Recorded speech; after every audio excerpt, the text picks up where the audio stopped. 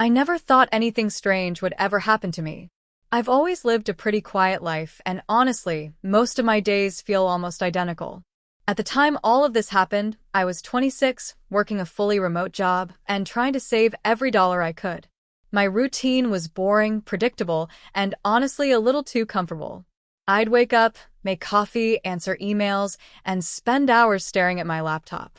Nothing exciting. Nothing dangerous. Nothing that felt like it could ever go wrong. The week everything changed started out completely normal. It was early fall, and I had rented a small forest cabin in Northern California just to get away from the noise of my apartment complex. I'm not the kind of person who goes on vacations or trips often, but the idea of working somewhere quiet sounded like a dream. The listing pictures looked peaceful: pine trees, a porch with a rocking chair, a simple bedroom, and a long gravel driveway leading to the trees. I didn't expect luxury. I just wanted silence. The first 2 days were exactly what I hoped for. I worked, cooked simple meals, took short walks around the property, and sat outside in the evenings listening to the wind move through the branches. I remember thinking how safe it all felt. How normal. How nothing about the place gave off any kind of creepy feeling. It was just a lonely cabin in the woods, rented by thousands of people every year. On the third day, I woke up earlier than usual. The sun wasn't fully up yet, and the air felt colder than the days before. I made myself some coffee and opened the front door to drink it on the porch. The gravel driveway was empty, just like always. The only sound I heard was the distant humming of insects and the soft rustle of the forest waking up. It was peaceful, almost too peaceful. I didn't notice anything strange at first. Not until I stepped off the porch to stretch my legs. The property itself was quiet. No neighbors. No passing traffic. Just forest in every direction. On the first day, that silence felt peaceful. By the third day, it felt a little heavy, like the quiet had weight to it. But I kept pushing the thought away, telling myself it was just me adjusting to being alone. I came there to get work done. My job was going through a busy season, and I needed somewhere distraction-free. My apartment back in Sacramento was close to a loud street, and every night someone was yelling, slamming car doors, or playing music until morning. I figured a week in the woods would help me reset, focus, and maybe even sleep better. I didn't bring many people into the trip. Just my friend Mason.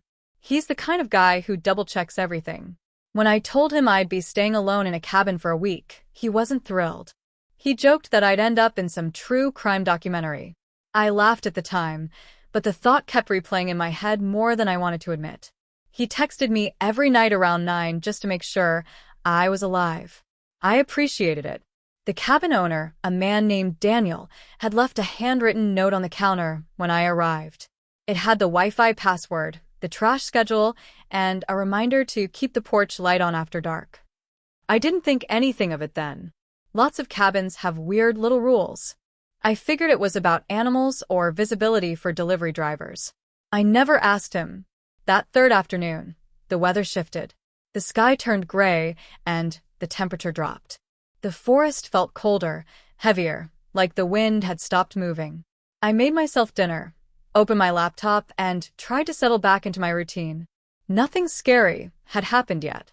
Nothing dangerous. Just a quiet cabin in the woods, a long week of work ahead of me, and a feeling I couldn't shake. That I wasn't as alone as I kept telling myself. The rest of that third day passed quietly, but something about the cabin felt different after I noticed the footprint. It wasn't anything obvious, nothing dramatic or dangerous, just small things that didn't sit right. The kind of details you don't notice at first, but once you do, you start seeing them everywhere. The first thing happened in the late afternoon. I was on a work call, sitting at the small wooden table in the living room. The windows were open a few inches to let in some cool air. While my coworker was talking, I heard a soft rustling in the leaves outside. It wasn't unusual for the forest. Animals move constantly. But this sound wasn't quick or random like a squirrel running. It was slow, steady, like someone walking through leaves with careful, deliberate steps. I muted my mic and listened. The sound stopped immediately, like whoever or whatever it was knew I'd changed something. After a few seconds of silence, I unmuted and forced myself back into the meeting. But my eyes kept going to the window, waiting for that sound to return. It didn't. Not then. Around early evening, another small thing happened. I walked to the bedroom to grab my charger, and the door was slightly open. I clearly remembered closing it that morning. I had this habit of closing doors behind me. I didn't like open doorways, especially at night. I stood there for a few seconds, trying to figure out whether I'd forgotten. Maybe I was being paranoid. Maybe I just left it like that without noticing. Still, the air inside the room felt colder than the rest of the cabin, like the window had been open, even though it was locked when I checked. As the sun started to set, the cabin took on a different feeling. Shadows stretched farther than they should have. The corners of the rooms looked darker even with the lights on. And the forest outside seemed quiet in the wrong way. Not peaceful, silent. Completely still, like everything out there had paused. I stepped onto the porch just to shake off the weirdness. The sky was turning orange, and the trees looked black against the sunset. For a moment, I felt better. But then I noticed something on the ground near the edge of the porch, a small pile of gravel pushed out of place. Like someone had stepped there recently. The driveway was gravel, but no car had come by. I hadn't walked there. It looked like the kind of shift you'd get if someone stood still for a long time and then turned. I went back inside and locked the door, even though the sun hadn't fully set yet. I wasn't scared. Not exactly. It was more like my body was reacting before my mind had time to understand why. Later that night, around 9, I heard the first real thing that made my stomach tighten. I was brushing my teeth when a faint tap echoed from the living room window. Not a knock. Just a quick, light tap, like a fingernail or a small rock hitting the glass. I turned off the water and listened. Nothing. Only the refrigerator humming behind me. I stood there for almost a full minute, staring down the hallway toward the window. I couldn't see from where I was. Every instinct I had told me something was off. It was still early in the week. Still early in the night. But that tiny tap on the glass was the first moment I felt something shifting in the air around me. Like the forest wasn't just watching anymore. It was getting closer. I tried to write off that tap on the window as a branch or a bug hitting the glass, but the more I sat with it, the less that explanation made sense. There were no branches near that side of the cabin, and the tap had been too deliberate, too sharp. Still, I forced myself back into my nightly routine. I heated up leftovers, answered Mason's usual check-in text, and pretended everything was fine. But the cabin felt tighter, like the walls had shifted a little closer. Around 10:30 p.m., the wind picked up. The trees outside swayed hard enough to make the siding creak. I tried watching something on my laptop to distract myself, but every few minutes I kept pausing it because I thought I heard something. Distant footsteps, a crunch of gravel, the sound of someone brushing past the cabin wall. Each time, when I muted the audio, the noise stopped. And then when I hit play, something else would creak. It felt intentional, like whoever or whatever was out there didn't want me to hear them clearly. Eventually, I shut the laptop and decided to check all the windows. The first few were fine, locked tight, curtains drawn. But when I got to the living room again, something froze me in place. The curtain on the left window wasn't how I left it. It was pulled a few inches to the side, just enough to leave a thin gap of exposed glass. I never opened it. I hadn't touched it since I arrived. I stood there staring at that small sliver of glass, feeling the air grow heavy around me. There were no footprints outside that I could see from the angle, but the darkness beyond the window looked thicker than normal, like something was standing just outside where the porch light didn't reach. My heart started beating harder. I backed away, turned off the living room lamp, and went to the kitchen to grab a flashlight. That was when another sound cut through the house. Gravel. Slow. Crunching under weight. Someone was walking up the driveway. This time it wasn't subtle. The steps were heavy, dragging slightly, like the person didn't care if I heard. I moved to the front of the cabin and peered through the peephole, but all I saw was darkness and the faint edge of the gravel path. The footsteps kept coming, then stopped right near the porch. Silence. A thick, cold silence. Then the porch boards creaked. One step. Then another. Slow, steady pressure, like the person was testing each plank. My hands were shaking so badly, I almost dropped the flashlight. I backed away from the door, keeping as quiet as I could. I didn't know whether to call 911 or just hide. The only thing I knew for sure was that there was someone outside, and they were close enough to touch the door if they wanted. The porch creaked again, closer this time. And then I heard breathing, right on the other side of the door. Deep, slow breaths like the person was leaning their face against it, listening to me breathe back. I covered my mouth with my hand. My legs felt weak. Every instinct was screaming to move, but I couldn't. I was frozen in place. Then something happened that made my stomach drop completely. The doorknob twitched. Just a tiny movement, barely enough to make a sound. But it moved. Whoever was out there wasn't just watching anymore. They were testing the door. And they were getting bolder by the minute. The second I saw the doorknob twitch, something in me snapped out of the frozen panic. I backed away fast, keeping my eyes on the door like it might burst inward at any moment. The breathing on the other side grew louder, steadier, like the person was trying to hear exactly where I was moving inside the cabin. I didn't have a weapon. The kitchen knives were small and dull. There was no phone signal. The landline on the wall didn't even have a dial tone. The owner told me it hadn't worked in years. My only option was to move quietly and stay hidden. I crouched down and crept toward the bedroom. My plan, if I had one, was to barricade myself inside until sunrise or until whoever was outside gave up and left. The bedroom had only one window, and I'd already checked that it locked properly. I moved as slowly as I could, but the floorboards still creaked under my weight. Every sound made my heart jump. Halfway down the hallway, the doorknob turned again. This time, it went a full inch. I held my breath. Another turn. Then a third. And then the door stopped, as if whoever was trying it realized it was locked and decided to try something else. A sharp tapping sound echoed from the living room window. Top, top, top. Not random. Not the wind. I didn't dare look, but I didn't need to. I could feel it. Someone was standing right outside the glass. And now they were checking every window, every entry point, working their way around the cabin. The taps moved. Living room. Kitchen. Bedroom window. When they reached the bedroom, I ducked behind the bed and held myself as low as possible.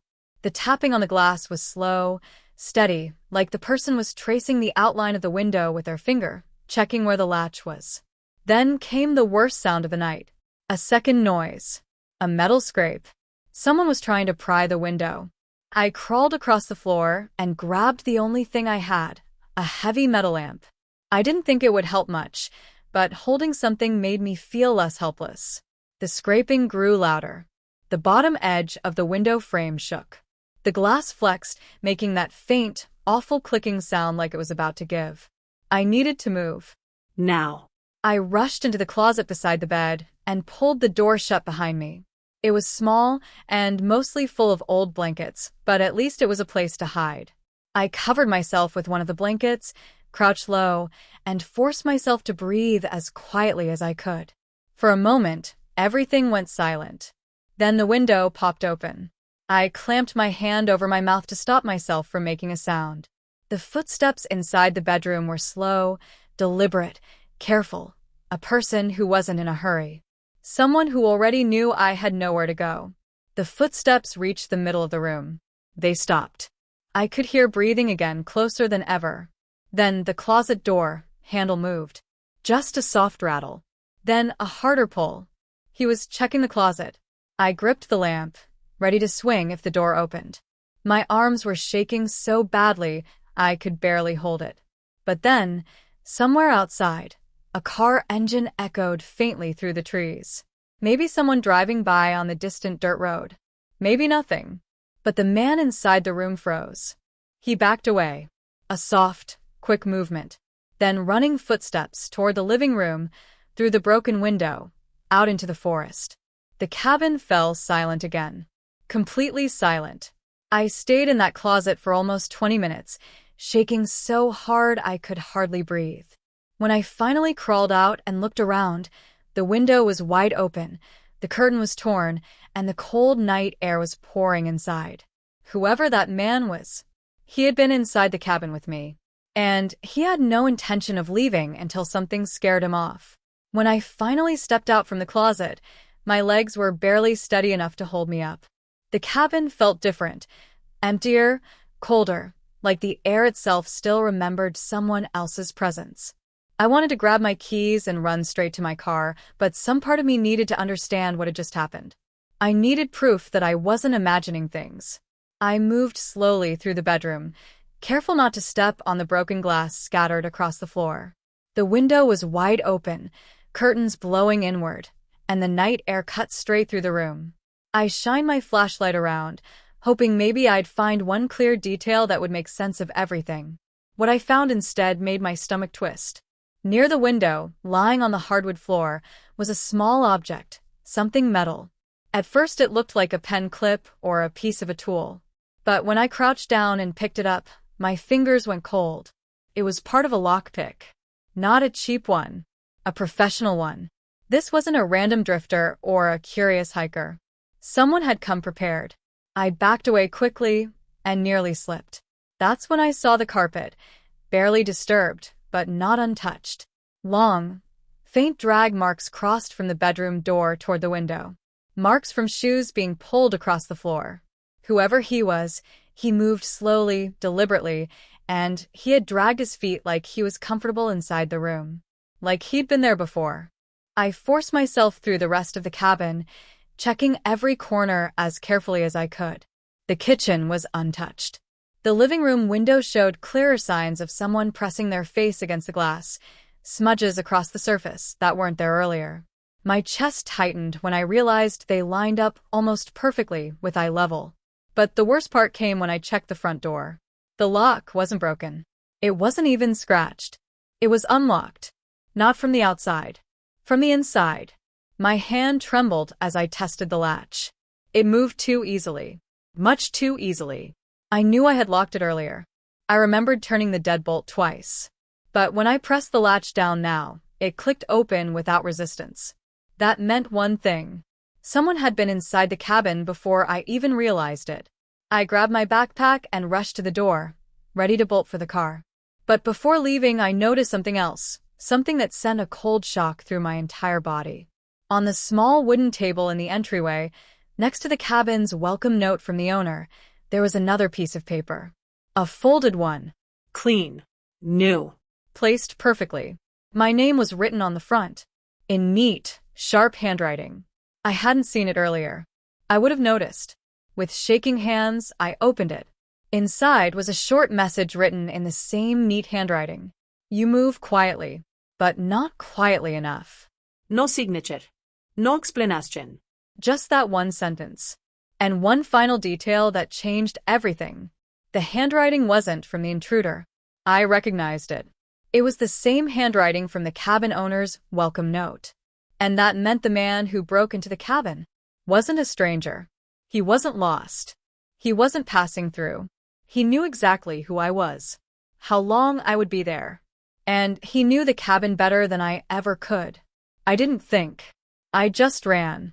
The second I read that note, something broke open inside me, some primal instinct that told me staying even one more minute in that cabin was a mistake I might not survive. I shoved the paper into my pocket, grabbed my keys, and burst out the front door without looking back. The night outside felt suffocating. The trees looked darker than before, like they were closing in around the clearing. My car was parked a few yards down the gravel path, and each step I took felt louder than it should have. Every crunch of the gravel sounded like it was echoing through the forest. Halfway to the car, I heard a sound behind me. A soft, calm tapping. The same tapping from the windows. But this time it wasn't on glass. It was on wood. The cabin's front porch. I didn't turn around. I couldn't. I just ran faster, jumped into the car, and slammed the door shut. My hands were shaking so violently I almost dropped the keys. When the engine finally started, relief washed over me in one hard wave. I reversed down the path, tires spinning in the gravel. As I backed up, the cabin came into view between the trees. That was the first time I saw him clearly. Just a silhouette, standing on the porch. Tall. Still. Watching me leave. I couldn't make out his face, but I could tell from his posture that he wasn't panicking. He wasn't chasing. He wasn't hiding. He was waiting. The moment I turned onto the dirt road, I floored the gas. I didn't stop until I reached the main highway, and even then I kept checking my mirrors, expecting headlights or a figure on the roadside. But the road behind me stayed empty. I didn't sleep that night, or the next. The sheriff I spoke to the following morning didn't seem surprised when I told him the owner might be involved. In fact, the moment I said the owner's name, Daniel, his face changed. He asked me to repeat it. Twice. Then he told me something that still keeps me up at night. The cabin hadn't been legally rented in months. The property was supposed to be empty. The owner, Daniel, the real one, had died earlier that year. They were still trying to figure out who had access to his online accounts and rental listings. When they searched the cabin later that day, the sheriff called me again. His voice was quieter, more serious. They found sleeping bags, canned food, and a stack of notebooks hidden underneath the floorboards. Most of the pages were blank, except one. The last one. It listed dates, Times. names of past renters, and a line written under my own name. He leaves his window cracked at night. I never left the window cracked. Not once. Someone had been watching me long before I ever heard that first tap on the glass. The sheriff told me they'd contact me if they found anything else, but I haven't heard from them again. Not about the cabin. Not about the man. Not about whose handwriting matched mine. Sometimes, when I'm home alone and the house settles, I swear I hear that same faint tapping. Soft. Steady. Patient. Maybe it's nothing. Maybe it's just in my head. But every time I hear it, I can't stop thinking about two things. If the real owner was dead, then who greeted me with that welcome note? And more importantly, if he could get inside that cabin without me ever knowing, what's stopping him from finding me again?